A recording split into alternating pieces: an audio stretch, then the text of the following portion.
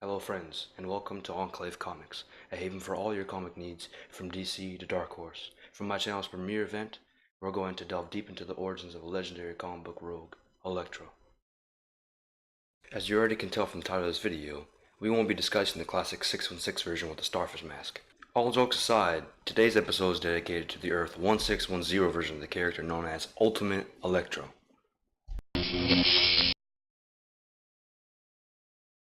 In case any of you are lost regarding the existence of the Ultimate Universe, here's some clarification. Following the rise of the 20th century, Marvel decided to reboot all of their characters to be more in line with the modern world.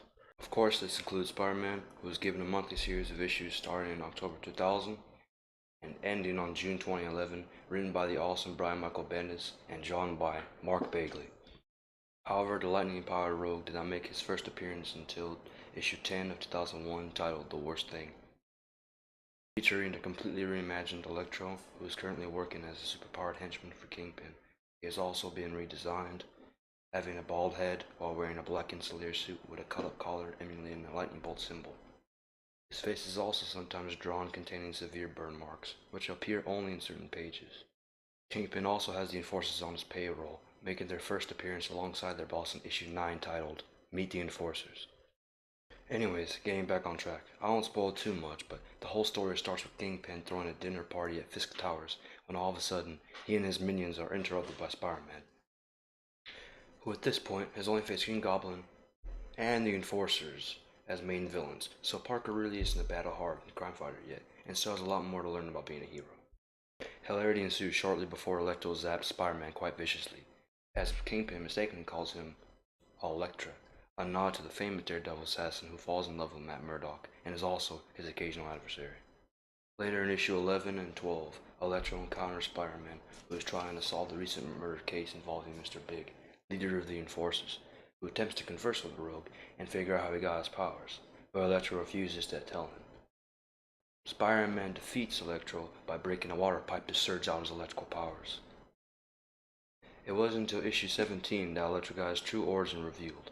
Turns out that billionaire businessman Jack Hammer experimented on petty criminal Maxwell Dillon, giving him the power to create and control electricity, even become it. Hammer is also responsible for the creation of the shapeshifting rogue Sandman.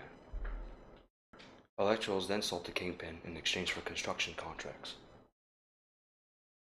Electro since then appeared multiple times as a rogue for Spider-Man, being redrawn in blue, making him look like living energy, similar to Watchman's Dr. Manhattan. Overall, Electro is a thievish criminal who is lustful for recognition and uses his divine power for petty things. As a character, he is comedic and entertaining. I think he's a potent force too, with a much improved costume from the old version. Nonetheless, I still prefer the 616 version of the character and the stories, even with the goofy but iconic costume. Once Ultimate Electro got his no blue design, he just wasn't very original anymore, not to mention his destiny forever just being a henchman, even if he was a part of the Sinister Six. So that's going to do it for Ultimate Electro, guys. I hope you learned a lot about this good, but not perfect character. Next time, I'll be covering Grant Morrison's masterpiece, Arkham Asylum, Serious House on Serious Earth. It's going to be amazing. Anyways, thanks so much for watching. See you next time.